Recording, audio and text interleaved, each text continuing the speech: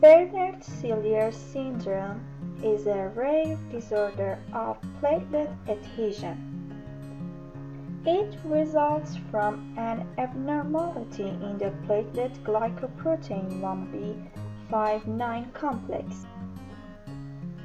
This complex mediates the binding of von Willebrand factor to platelets and thus plays a major role in platelet adhesion to the subendothelium.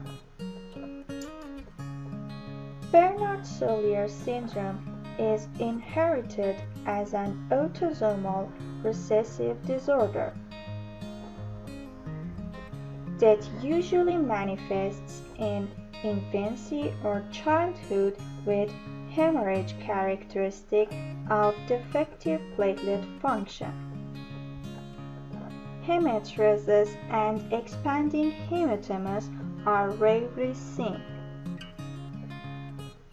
To form the glycoprotein 1b/5,9 complex, 4 glycoproteins are required: glycoprotein 1b alpha, glycoprotein 1b beta, glycoprotein 5, and glycoprotein 9. In Bernard-Soulier syndrome, the glycoprotein 1b/5,9 complex is missing from the platelet surface or exhibits abnormal function. This defect in adhesion shows the importance of initial platelet attachment for primary hemostasis. The most frequent forms of Bernard-Soulier syndrome involve defects in glycoprotein 1b alpha synthesis or expression. Glycoprotein 1b alpha is essential to normal function because it contains binding sites for von Willebrand factor and thrombin. Defects in the glycoprotein 1b beta and glycoprotein 9 genes also are known to result in Bernard-Soulier syndrome. In rare circumstances, an antibody to glycoprotein 1b/5 can cause a Bernard-Soulier-like syndrome or pseudo-Bernard-Soulier syndrome in which the glycoprotein 1b/5,9 complex is non-functional. Laboratory findings include markedly prolonged bleeding time, platelet counts are moderately decreased. On peripheral blood films, platelets typically are markedly increased in size for 5 to 8 micrometer in diameter, but they can be as large as 20 micrometers. Bernard-Soulier syndrome platelets have normal aggregation responses to ADP, epinephrine, collagen, and arachidonic acid, but do not respond to ristocetin and have diminished response to thrombin. The plasma von Willebrand factor and factor VIII are normal in Bernard-Soulier syndrome.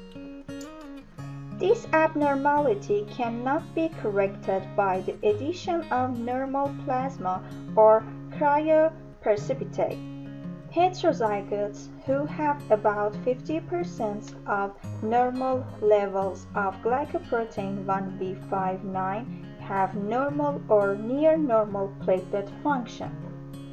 But hemozygotes have enlarged platelets, thrombocytopenia, and usually decreased platelet survival, which lead to a moderate to severe bleeding disorders.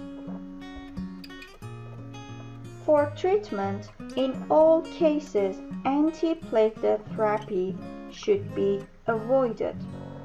Antifibrinolytic therapy may be useful to treat mucosal bleeding. There is no specific treatment for more severe bleeding associated with Bernard-Soulier syndrome. Platelet transfusions are the therapy for choice, but patients invariably develop alloantibodies, limiting further platelet transfusion. Bernard-Soulier syndrome patients tend to do better when apheresis platelets are used for transfusion because this limits the number of donors to which the patient is exposed, and the rate of alloimmunization tends to be lower. Platelets used to treat Bernard-Soulier syndrome should be pre-storage gluco-reduced to reduce alloimmunization.